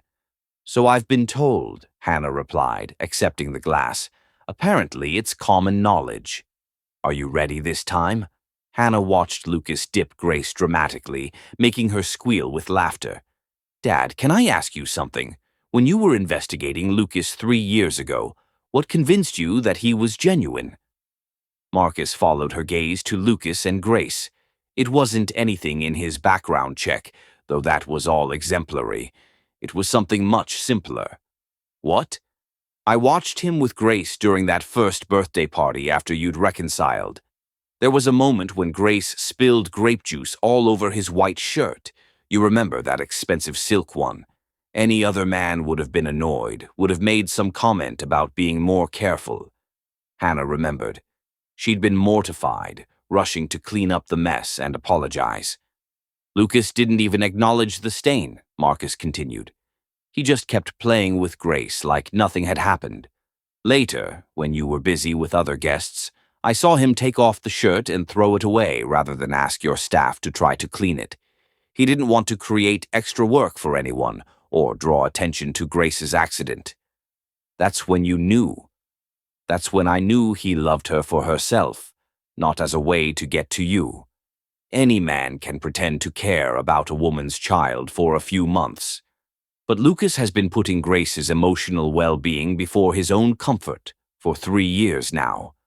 As if summoned by their conversation, Lucas approached with Grace in his arms, both of them slightly breathless from dancing.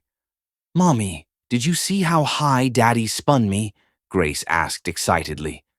"I saw, sweetheart. You looked like you were flying." "Hannah," Lucas said, his voice slightly nervous, "would you like to take a walk? The gardens here are beautiful in the moonlight." Grace giggled and whispered loudly, "This is when he's going to ask you, Mommy." "Grace," Lucas said with mock seriousness, "you're supposed to keep secrets secret." "Sorry, Daddy, but I'm really excited." Lucas set Grace down and she scampered off to find her grandfather, leaving Hannah and Lucas alone for the first time all evening. "She called you Daddy again," Hannah observed as they walked toward the rose garden. "She's been doing that more often lately. I hope that's okay." "It's more than okay. Lucas, you've been her father in every way that matters since she was 3 years old." They reached a secluded part of the garden, lit by strings of fairy lights and fragrant with blooming roses. Lucas stopped walking and turned to face Hannah, his expression serious but hopeful. "Hannah, do you remember what you said to me a year ago? You asked me to wait until you were sure, until you could trust your heart completely." "I remember." "Have you learned to trust your heart?" Hannah looked at this man who had proven himself over and over again for 3 years, who had never once lost patience with her fears, never pressured her to move faster than she was comfortable with, never made her feel broken or damaged for needing time to heal. "My heart has been trying to tell me something for months now," Hannah said softly, "but I've been too stubborn to listen." "What has it been trying to tell you?" "That I've been ready to marry you for almost a year, that I've been looking for excuses to wait because being scared felt safer than being vulnerable, that I've been punishing both of us for Raymond's sins." Lucas stepped closer, his hands gentle on her face. "And what is your heart telling you now?" "That I love you completely, that I trust you with everything I have, that I want to spend the rest of my life building something beautiful with you and Grace." "Hannah." "That I'm ready to say yes," Hannah finished, tears starting to fall. "I'm ready to be your wife, ready to make you Grace's legal father, ready to stop being afraid of happiness." Lucas stared at her for a moment, as if he couldn't quite believe what he was hearing. Then he dropped to one knee, pulling out that ring box Grace had spotted earlier. "Hannah James," he said, his voice thick with emotion, "I have loved you for 4 years. I have waited for you, hoped for you, dreamed of this moment for so long that I'm almost afraid it's not real." "It's real," Hannah whispered. "Will you marry me? Will you let me love you and Grace for the rest of my life? Will you trust me with your heart, your future, your happiness?" Hannah looked down at this incredible man who had proven his love through years of patience and devotion, who had earned the right to ask this question through consistent, unwavering commitment. "Yes," she said, the word coming out as a sob. "Yes, Lucas, I'll marry you." The ring slipped onto her finger perfectly, a stunning emerald surrounded by diamonds that caught the fairy lights like stars. It was beautiful, unique, completely perfect for her. "Hannah Morrison," Lucas said, standing up and kissing her deeply. "I love the sound of that. Daddy, Mommy, did she say yes?" They broke apart to find Grace running toward them, followed by what appeared to be half the wedding reception. Apparently their private moment had been witnessed by most of the guests. "She said yes," Lucas called out, sweeping Grace up in his arms while keeping his other arm around Hannah. The crowd erupted in cheers and applause, and suddenly Hannah was surrounded by family and friends, offering congratulations and admiring her ring. But through it all, she was aware only of Lucas's arm around her waist and Grace's delighted laughter. "When can we have the wedding?" Grace asked as the excitement died down. "Can I pick my dress? Can I be the flower girl again?" "You can be whatever you want to be, princess," Lucas said, kissing the top of her head. "It's going to be your family's wedding, too." Later that night, after Grace had fallen asleep between them on the couch while they planned their future, Hannah realized that this was what happiness felt like. Not the desperate, uncertain emotion she'd mistaken for love with Raymond, but this steady, peaceful certainty that she was exactly where she belonged. "Lucas," she said softly, not wanting to wake Grace. Thank you for waiting for me." "Thank you for being worth waiting for," he replied, kissing her temple. "Thank you for letting me love you both."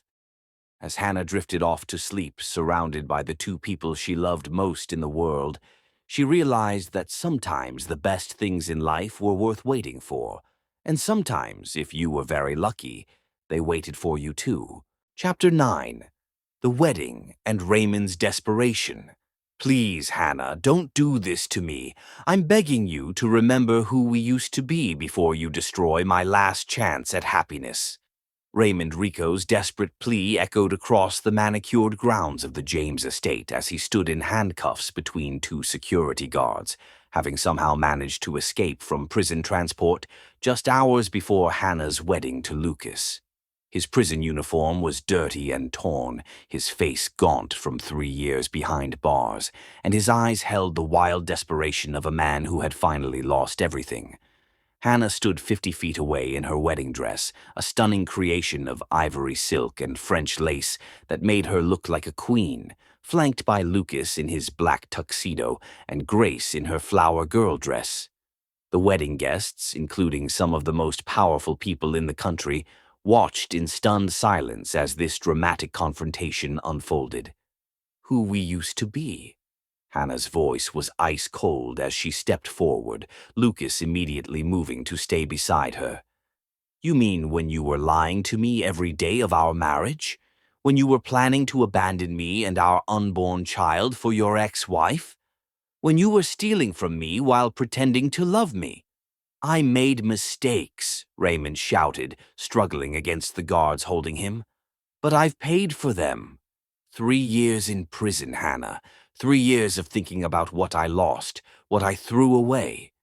"What you threw away," Hannah repeated, her voice deadly quiet, "was the chance to know an incredible little girl who calls another man daddy because you were too selfish and stupid to appreciate what you had." Raymond's gaze fell on Grace, who was pressed close to Lucas's side, looking scared but protected. "Grace," he said, his voice breaking, "Sweetheart, I'm your real daddy. I know you don't remember me, but I love you. I've always loved you." "No," Grace said firmly, her small voice carrying clearly across the lawn. Lucas is my daddy. He reads me stories and helps with my homework and makes Mommy laugh. You're just the man who made Mommy cry." The words hit Raymond like physical blows. "Hannah, please, you've poisoned her against me. I've never spoken about you to Grace except to answer her direct questions," Hannah said firmly. "Everything she knows about you, she learned from your own actions." Detective Morrison approached the group, having arrived with the escaped prisoner alert. "Mrs. Morrison," he said, addressing Hannah by her married name. The ceremony had been completed just before Raymond's dramatic arrival. "We have the situation under control. Rico was captured about a mile from here. Apparently, he overpowered a guard during a routine medical transport." "How did he know about the wedding?" Lucas asked, his voice dangerously quiet. "Prison communications are monitored, but not perfectly," the detective admitted. "We believe he may have seen coverage in the newspaper's society section." Hannah realized with a chill that her wedding had been featured prominently in the press. Photos of her dress, shopping with Grace, interviews about the James family fortune, speculation about Lucas's business empire. Raymond would have seen it all and realized that Hannah was not only moving on completely, but marrying a man who could give her everything Raymond never could. "Hannah," Raymond tried again, his voice desperate now.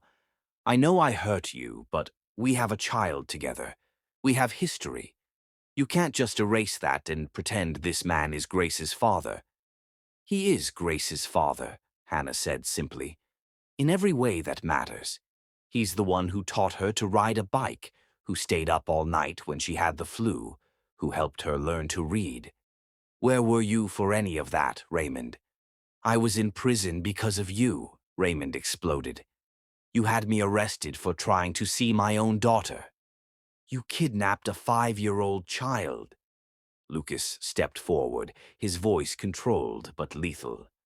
"You terrified her, traumatized her, and then tried to use her as a weapon against her mother.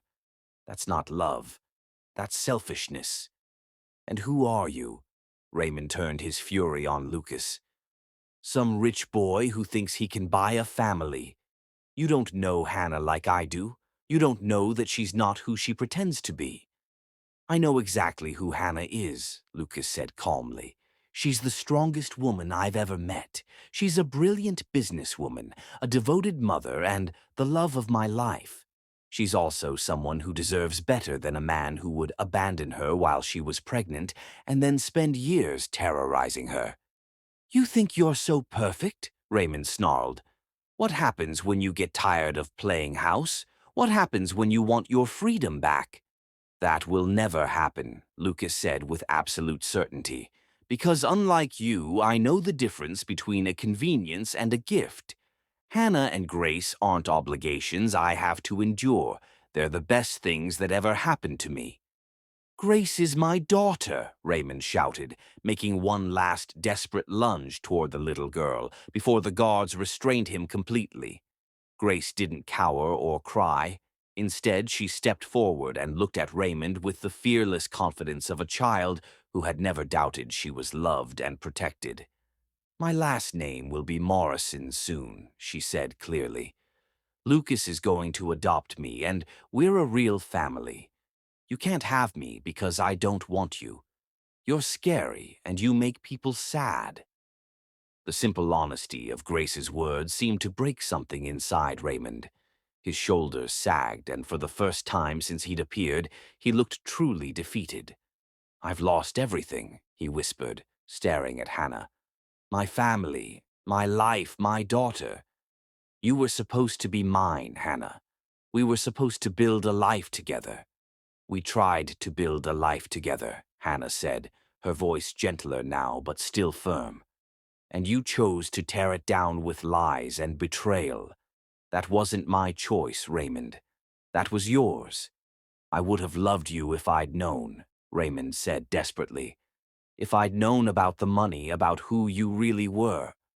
"That's exactly the problem," Hannah interrupted.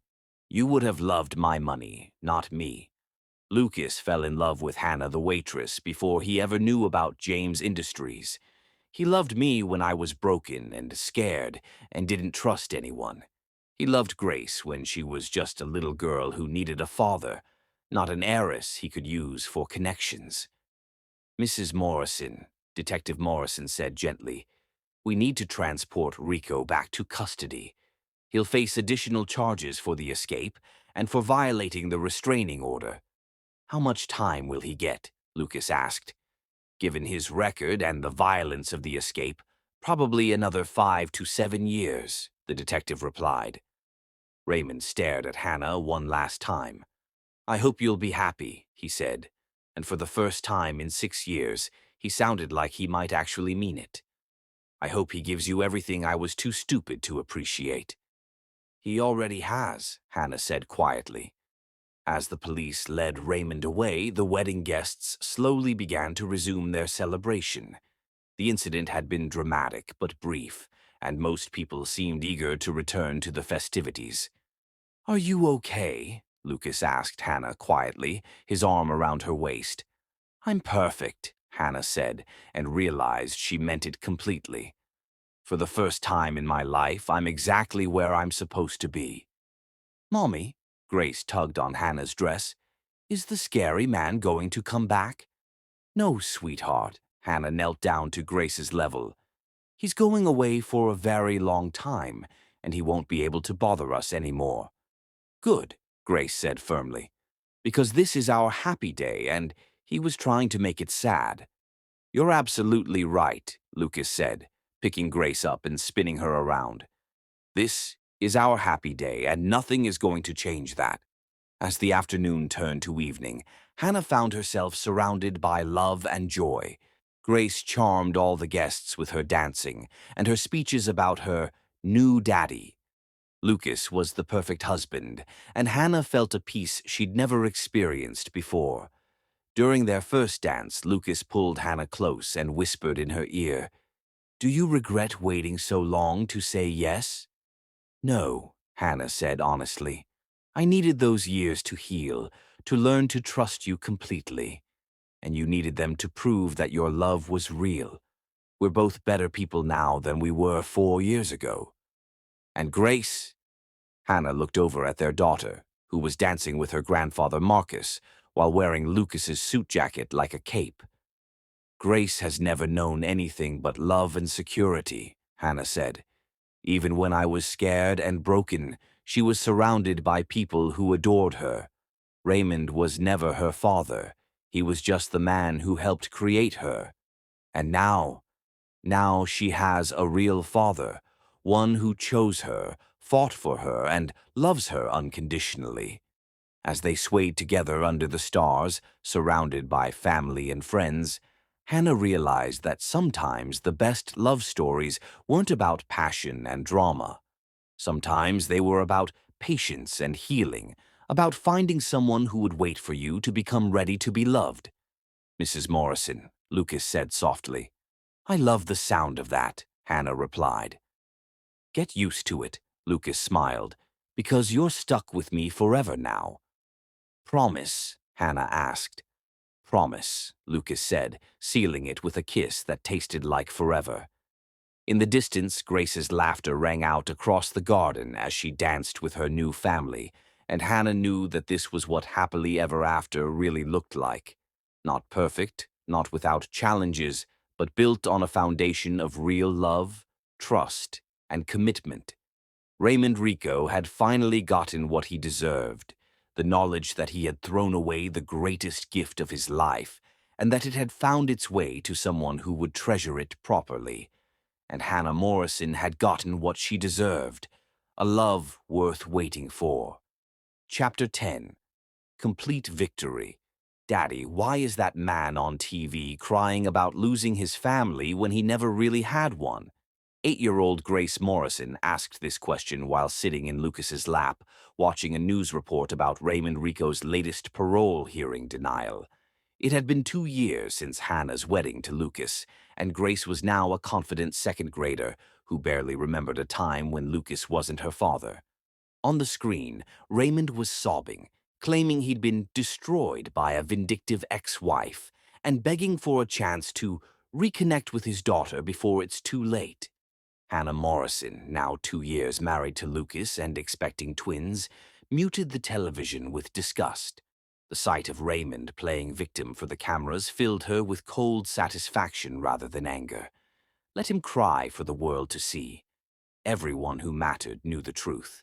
Because some people never learn to take responsibility for their choices, sweetheart, Hannah said, adjusting her position on the sofa as one of the twins kicked enthusiastically.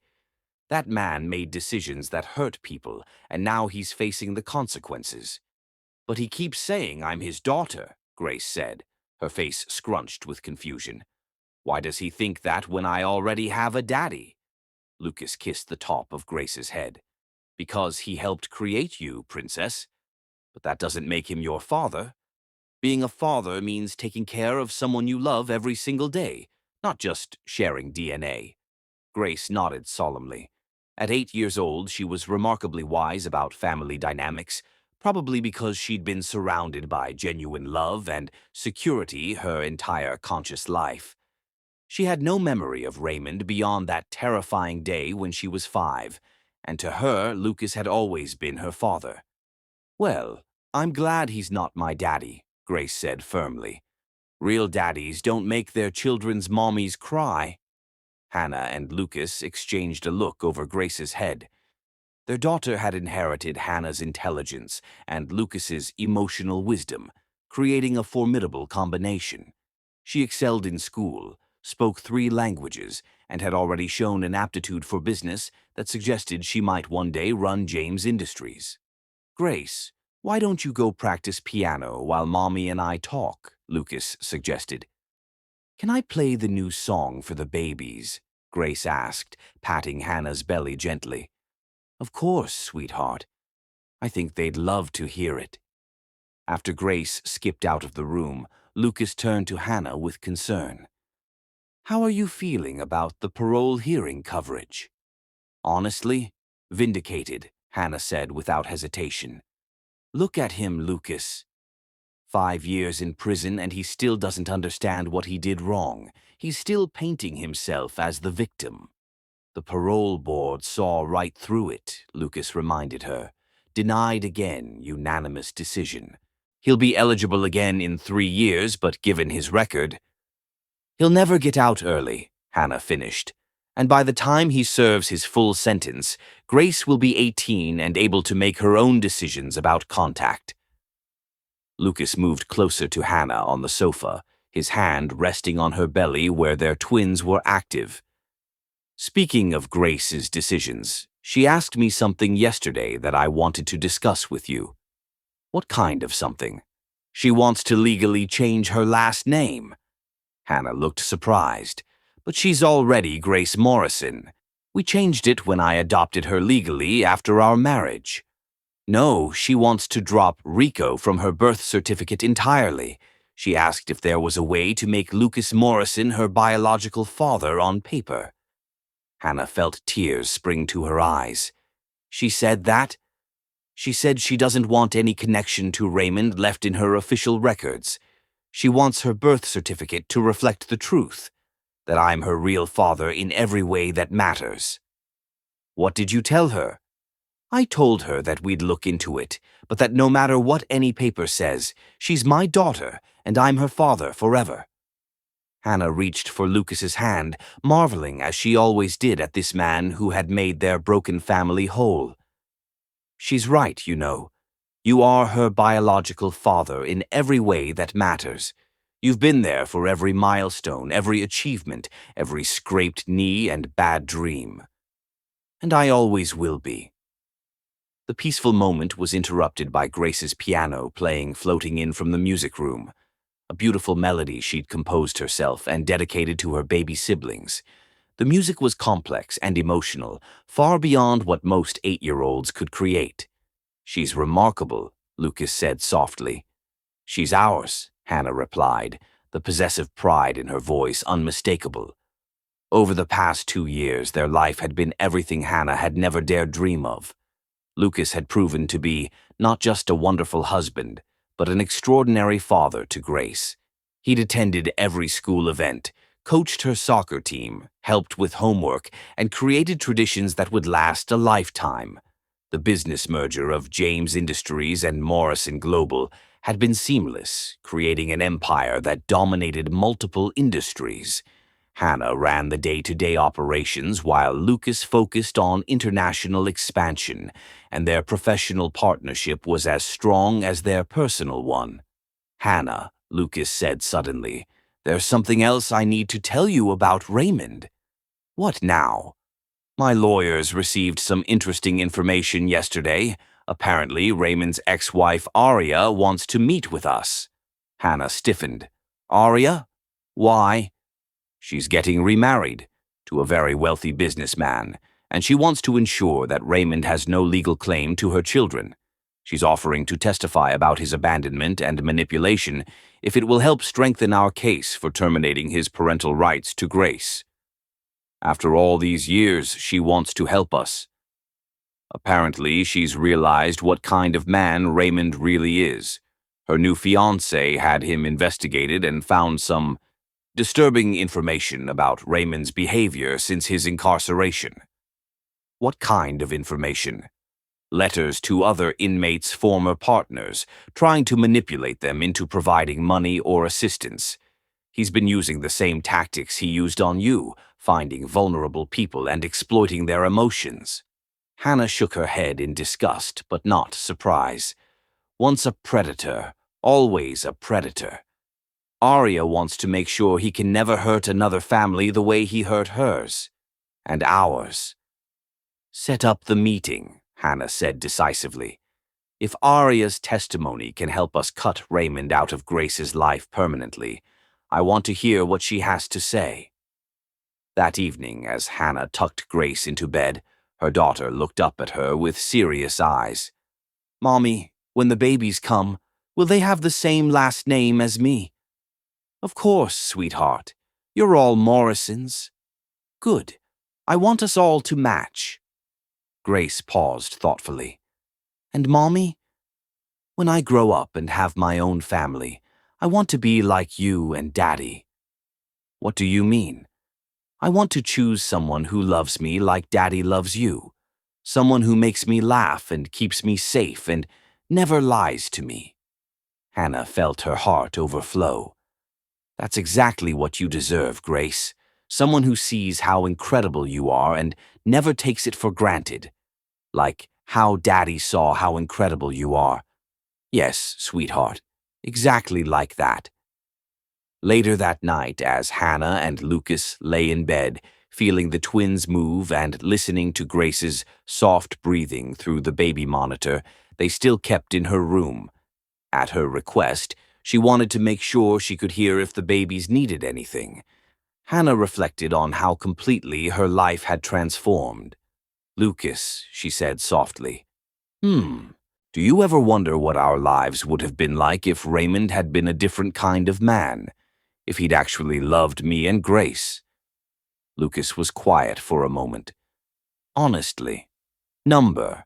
Because if Raymond had been different, you might never have needed to build the walls that protected you until you were ready to trust again. You might have settled for ordinary love instead of waiting for extraordinary love. You think what we have is extraordinary? Hannah, what we have survived everything Raymond threw at us, overcame every obstacle, and grew stronger with every challenge.